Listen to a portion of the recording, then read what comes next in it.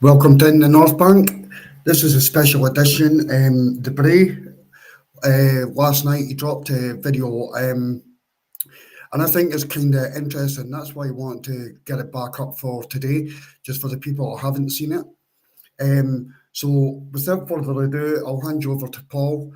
Enjoy, guys. Okay, so let's start again. So, God dear, I've just been using a different laptop or a different machine, and there's a kind of problem with the audio, and it's obviously flicked off. I was doing loads of stuff, but yeah, look, good evening, and yeah, welcome. I want to make it clear right from the start. And yeah, all right, it's 17 minutes on. Today isn't about fake outrage. Yeah, it's not about knee-jerk reactions. It's not about jumping on the bandwagon. Today, in this show, it's going to be about facts, reality, and some kind of perspective. Arsenal's journey over the past 5 years, not just a story of improvement, story of a full ground up rebuild. And I think that's unparalleled in modern day, where we look at new managers coming in. They haven't had to kind of say rip up everything now and literally just go straight for it. They've literally had to go in and actually come in and rebuild right from scratch.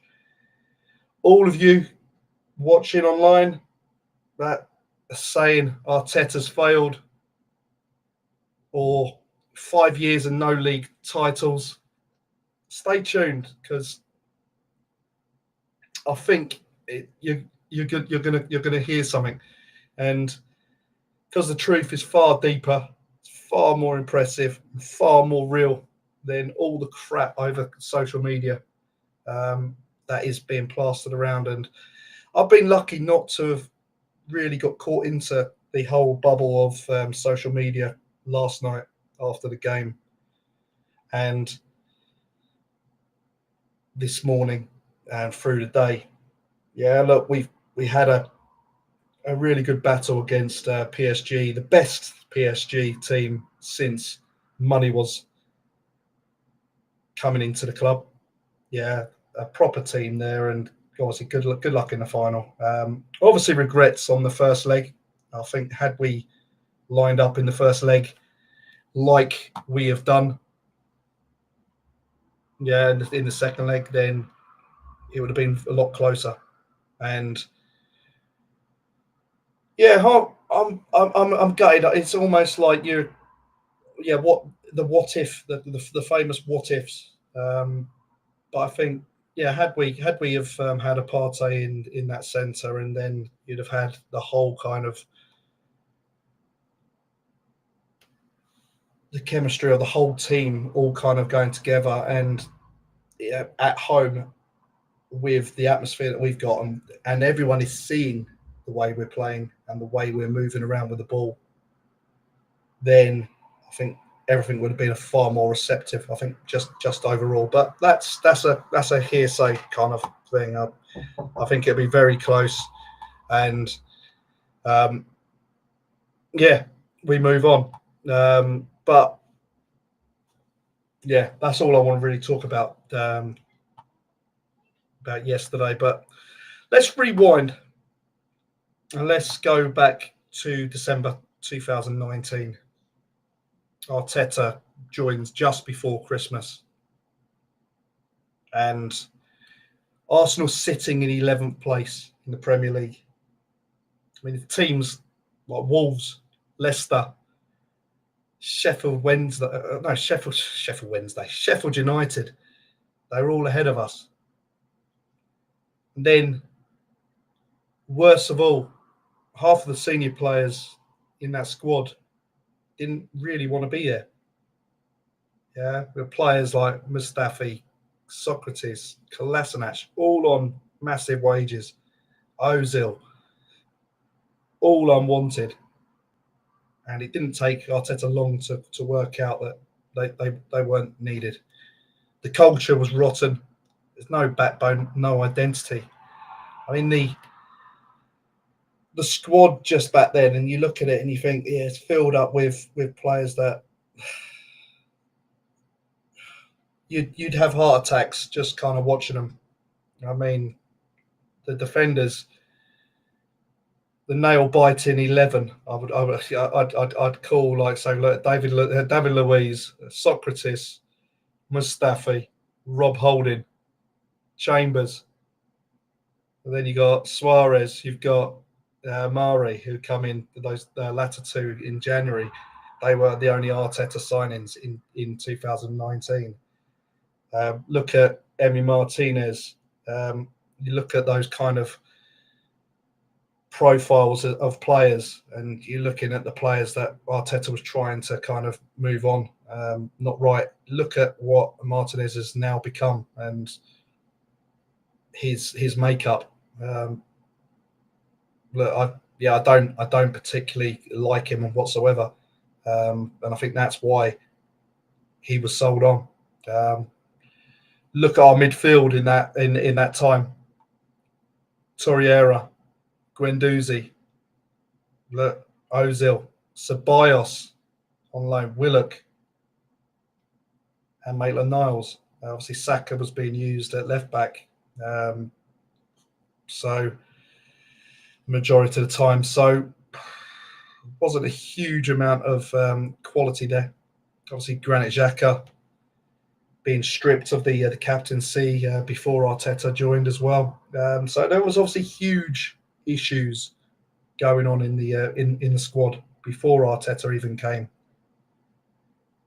And don't forget, I said 11th. 11th we were sitting around Christmas time. And the strikers, Aubameyang, Lacazette, Pepe, Martinelli, Nelson, and Eddie Nketiah. I'll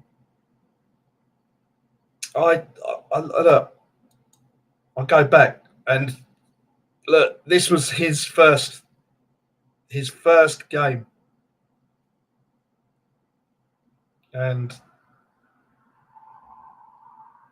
yeah, I look at it. I'm so pleased about what we see now, and I look at it and I just think it would. Admittedly, I would say, look, Xhaka again. I think he aged like wine. I think the longer he went on after that moment, his lowest probably moment of his Arsenal career, I think he improved. Guendouzi had a good kind of spell for about 6 months, and then literally went. Well, he was easily shunned out. There was the incident, I think, against Brighton, wasn't it, where he started like really trying to flex it, and it wasn't good to see on that side. Pepe, we all know about what happened with Pepe. Whoever obviously got him signed, he's now sacked. Someone wanted him at the club for some reason, and that was that's been done. He's gone. So we could have had Saha. I think at the time.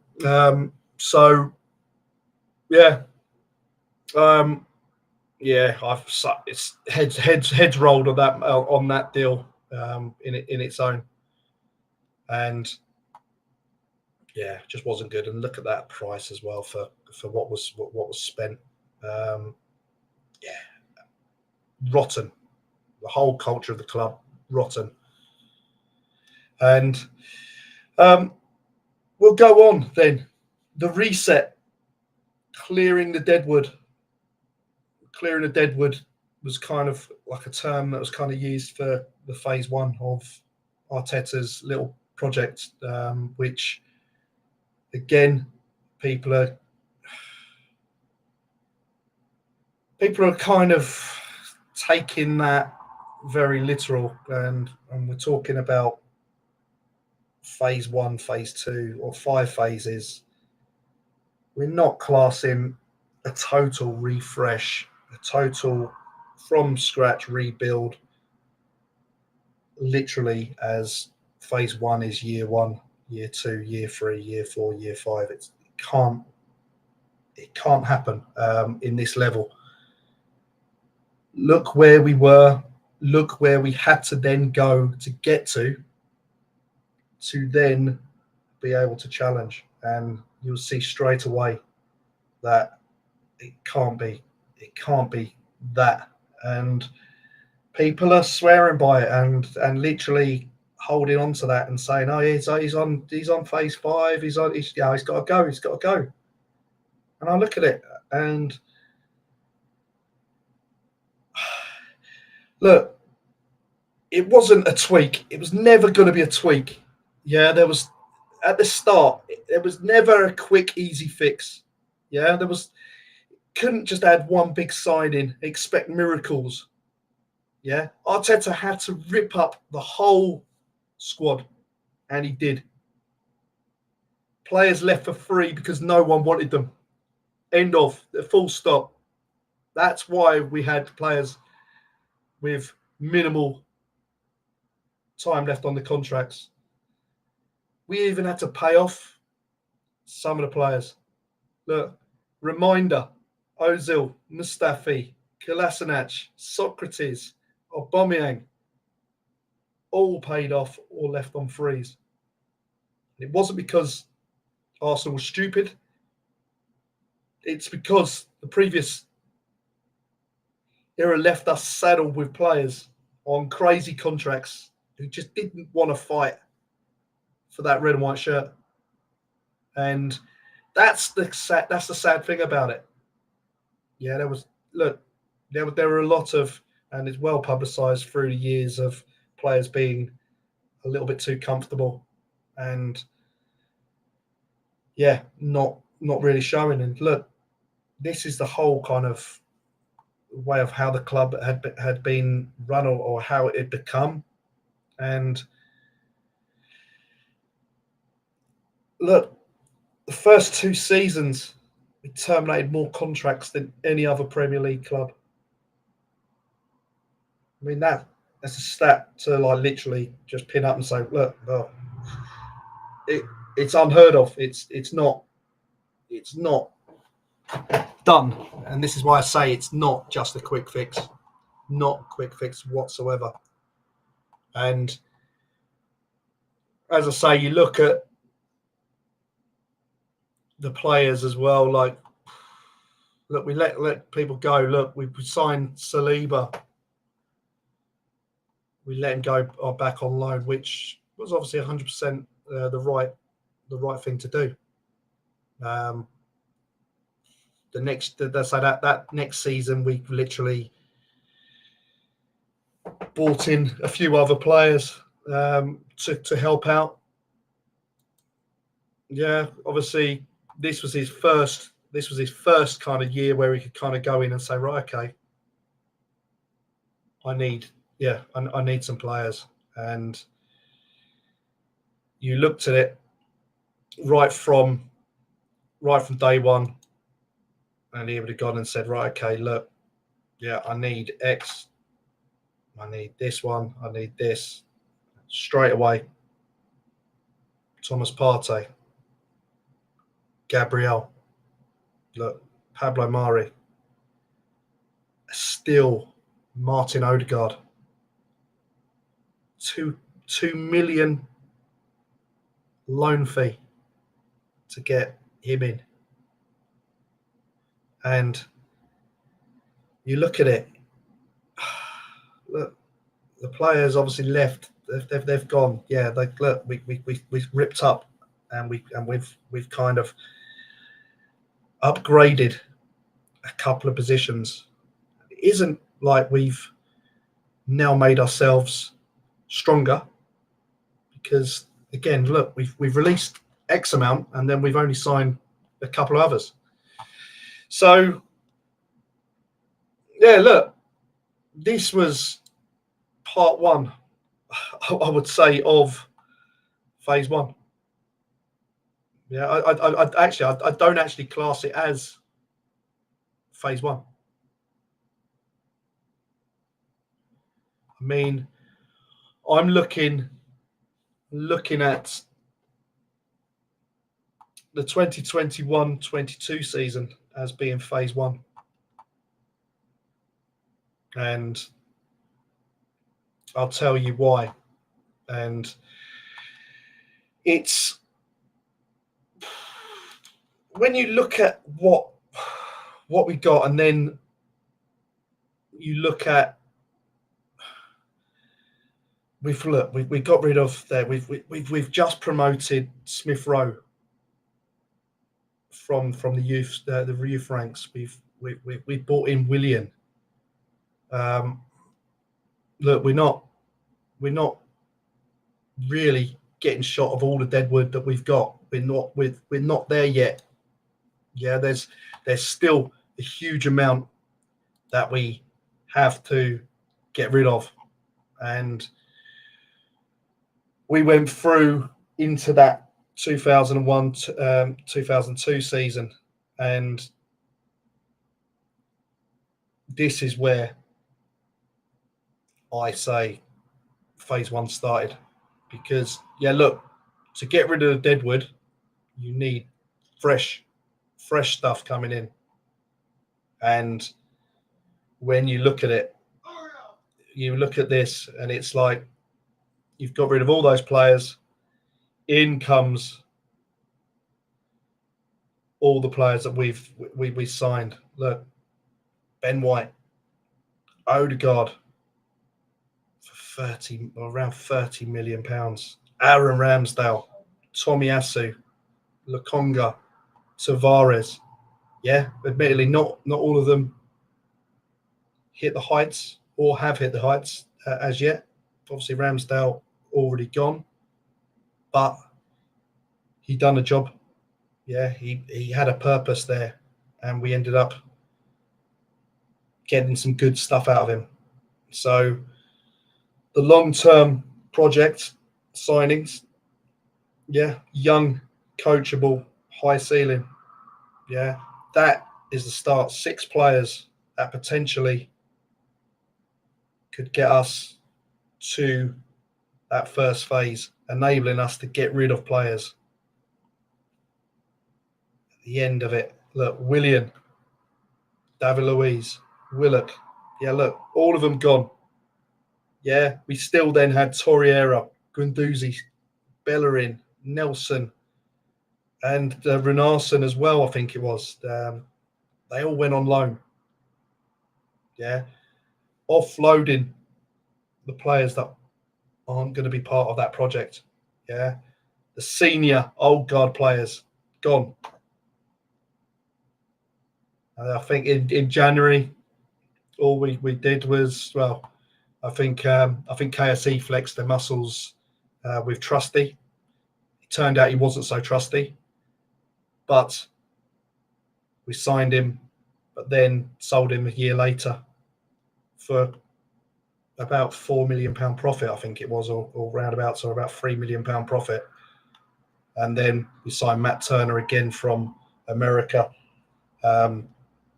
as a third choice keeper.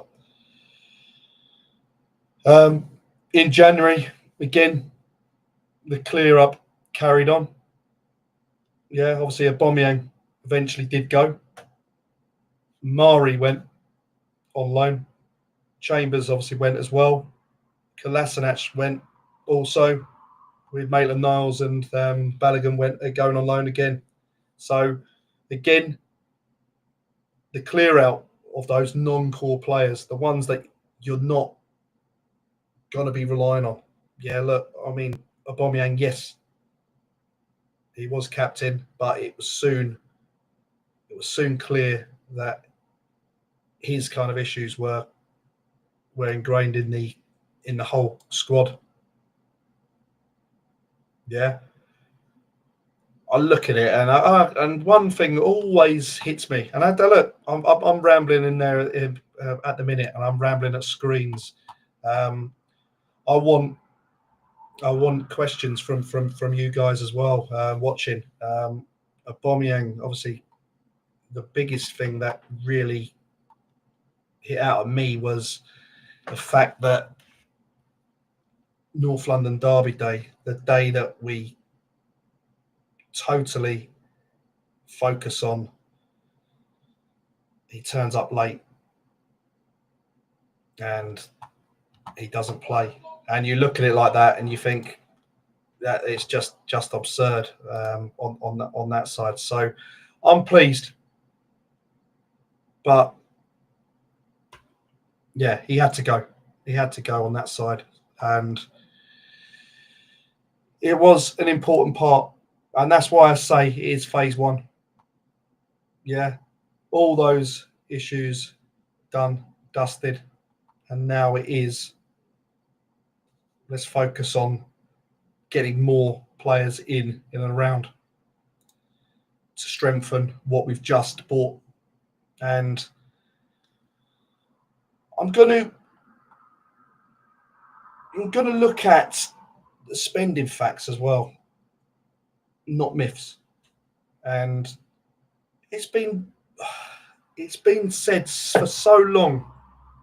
I'm going to stop after this for dealing with questions on this, but there is a fake narrative, a lazy line that keeps getting thrown, always thrown around Arsenal, and like we're the only team to have done it or doing it. Arsenal spent £1 billion under Arteta. Absolutely not true. Arsenal spent approximately 547 million from January 2020 to the summer of 2024. Okay. Let that sink in a little. And I was a little bit, I was thinking to myself earlier on, and I thought, is that really a viable figure? Does that sound correct? Because obviously it's a massive difference compared to what's been bandied around. And I looked at it. I'll go on to Transfermarkt, and that's a good all-round barometer on fees and values. And I'd done a few little calculations and worked out and went through a few bits. And when you looked at it, the total spend over these five and a bit seasons, 672 million. That's spend. We've received 193 million. So a net spend of 479 and a half. So covers over 9 transfer windows. And considering there's been a complete rebuild that was actually needed, I think it's very efficient just in there. And you look at it like that and you think, brilliant. I think just from the money that's come in from some players, from actually releasing fees from wages as well for us to be able to spend, I thought it was really good. But that was just to kind of reset the myth on that side. And yeah, I don't think I'm going to expand on that as well. I think I'm going to do a bit more on that with other clubs, and it'll be interesting to see what they all come out with the same way. But yeah, that's me finished for a second. I'm going to just answer a couple of messages. Let's have a quick look.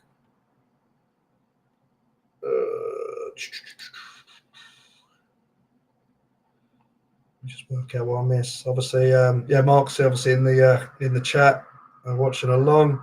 Thank you for telling me I was a mute. Retroholic, hi. Spit facts. Yeah, we need to hear it. Yeah, sometimes we do.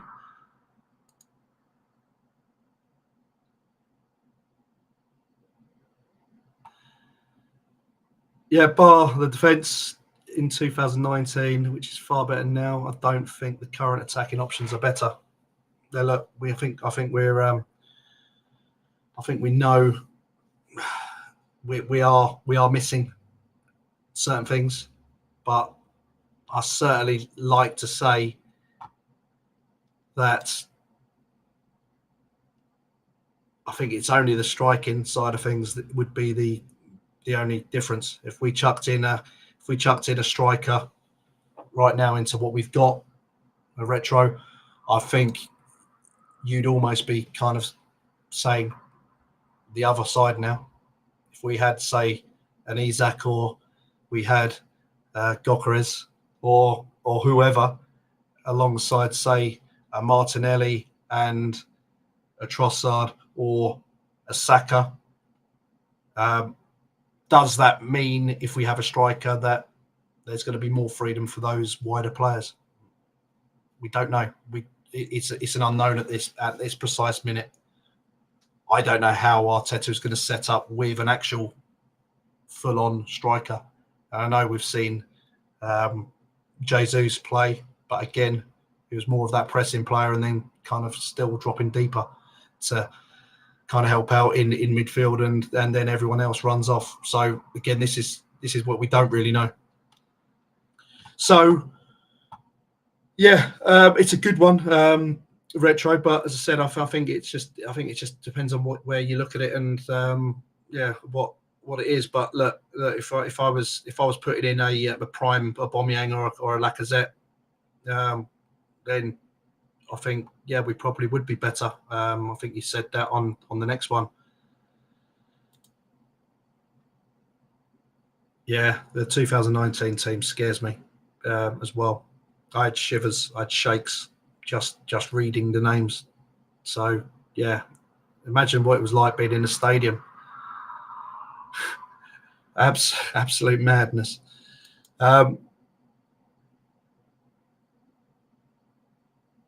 Yeah, if we had the Aubameyang, Lacazette, and Xhaka in the current squad, would be better. I think 100%.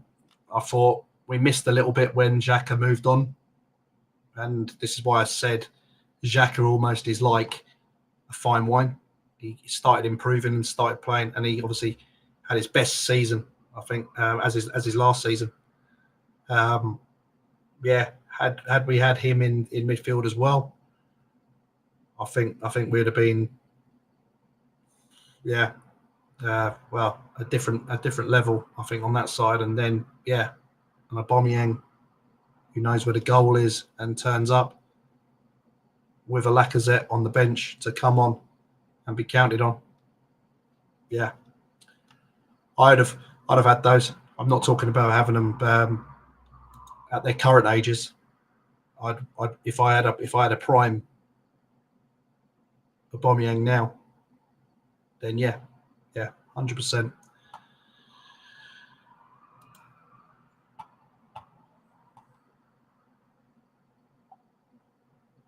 That's a funny point. Look at it now. Rice, Saka, Saliba worth more than 100 million. Yeah.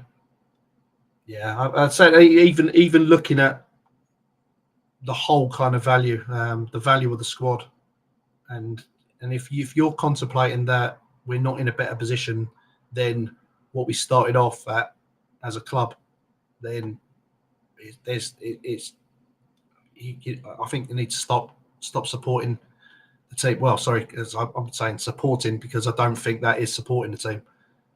If no one can see the good things at this time, imagine what it's like when it was really rough. Yeah, not a clue.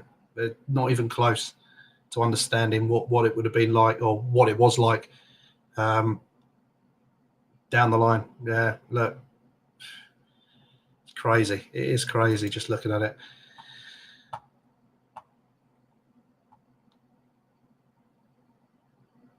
Yeah, I get that by Aubameyang in his prime was something else, scoring 50 goals in 2 years, as much as his new bumper contract destroyed him. Yeah, look, it is what it is. And he was always a player. He was always, and I'm not talking about a football player. He was a player. He loves his cars. He loves his nights out, and yeah, it's just too much, unfortunately. And look, I think his personality as well. Probably there was a clash there, and he probably is a little bit. He probably liked it a bit too much, and yeah, he's a bit more of a like light-hearted as well, a bit more jokey. But Arteta showed, certainly in the Prime documentary, that he doesn't want that.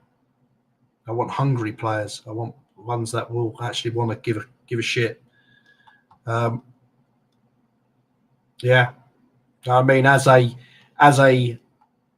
key member of the squad, the captain, senior player, if you're seen to do that, then yeah, what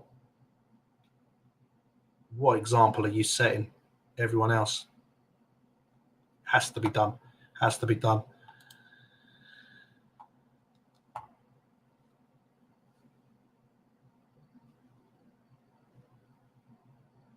No, I think retro. I think that's a good one. And say, look, yeah, you do want the right behaviour, but look, I certainly don't think that was his first, and I think there were plenty of other kind of instances where he's gone a little bit past. And yeah, look, there was the issue with regards to travelling back to France to see his mum who was sick, but without authority. So yeah, I think it was a little bit different on that side. But yeah, look, it's how receptive you are as well. And I mean, yeah, you could be late.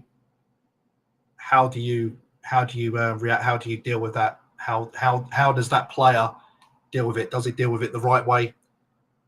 Does he accept, yeah, sorry, yeah, it's not going to happen again? Or are you not really getting a response? And it's kind of almost like, well, you're just taking the mick. You know, you do it in your workplace if you've got a colleague that does it or whatever.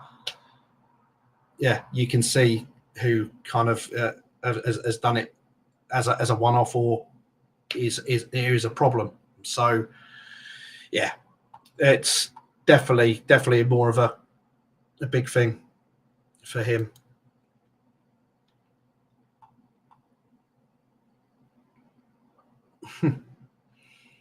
Yes, Mark. Yeah, look, this is another discussion. I think, yeah, last season,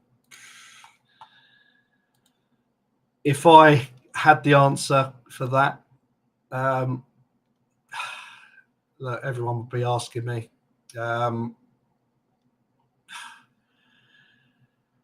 I mean,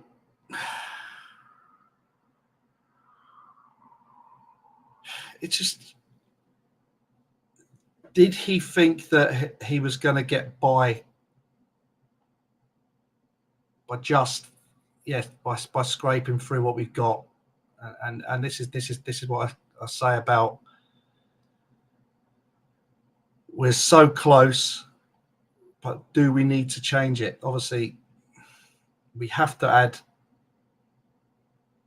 We had to at some point stick, because look at the transfer windows, look at the expenditure over those two seasons. You consider we'd have spent around about 300 million on those 2 seasons. The 2021-22 season, around 142 million.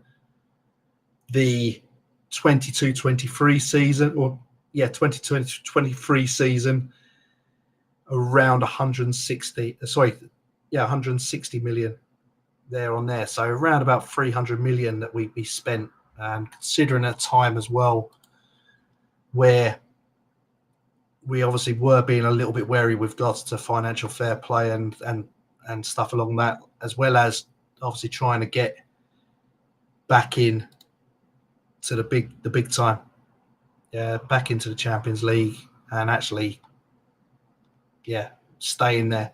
So I think there was more. Let's stick with what we got and see what we do. But look, I'd love to say.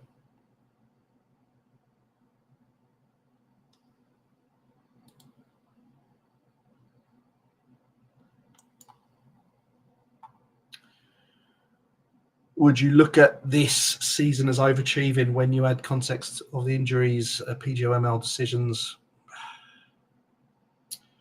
I mean, look at the levels of injuries, and you look at other teams that have had we've had the most injuries. I think I saw a stat earlier on.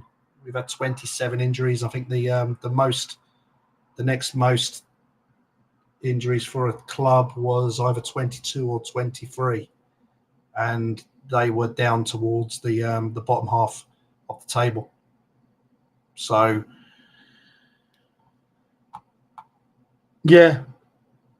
so I would say,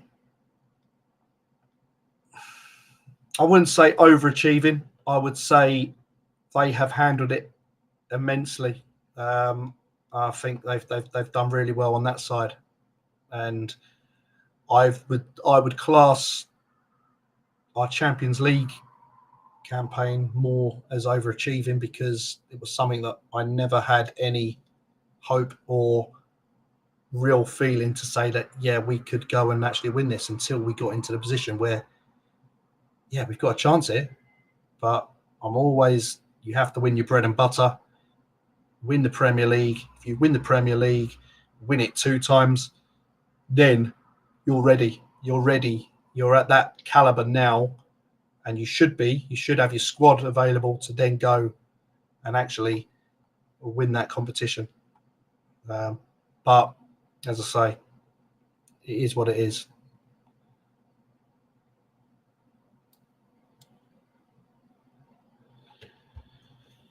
Man U Spurs final. Yeah, sad thing, but hopefully Man United win. You still hear me out there? Is everything all good? Okay. So just wanted to go back.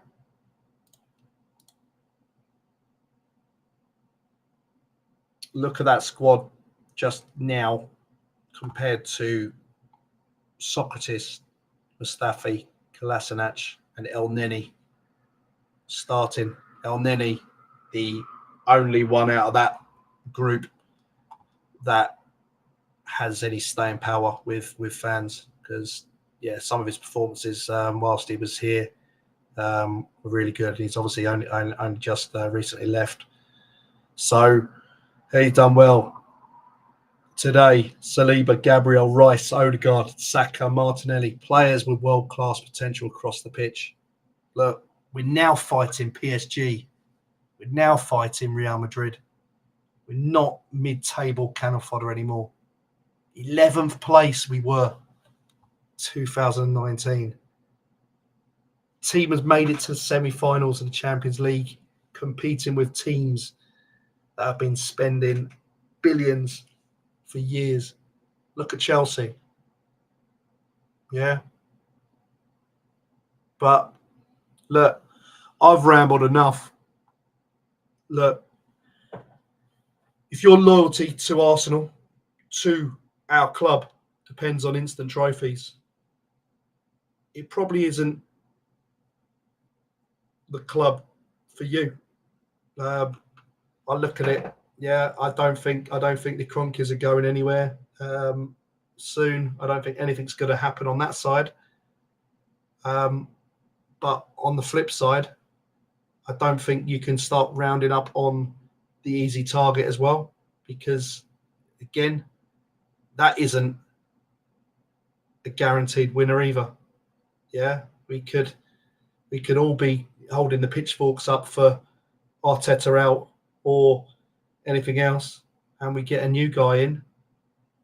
That new guy doesn't win anything. What happens then? Yeah, we've seen it with other teams. Seen it with, say, like your Brighton or you even West Ham and whatever. You look at it. Oh, we need a new manager, and then that new manager comes in, and it's no better. Yeah, it is what it is. But if you believe in projects, building something real, team that's gone from around 15, 16 players at the end of that season where we lost by we're losing to Newcastle and Tottenham, wasn't it? And we had about 15, 16 first team players after injuries and obviously the clear out. Yeah, 15, 16 players to then challenging at the highest level. Then Arsenal back to where it belongs. You either trust the journey, our journey, or you're just another fake fan jumping in and going in for clout online and loving the little clicks. Yeah, I don't want to be a sheep. I'm not a sheep. I support my team through thick and thin, the good times and bad times. I won't turn on my players until they leave the club. And even then, I'll still give them a clap when they return. Yeah, Arsenal are rising. We're not finished. Trust that cannon and that badge. Trust the project that we are watching and witnessing in front of ourselves. Trust the team. This is Arsenal. Guess what?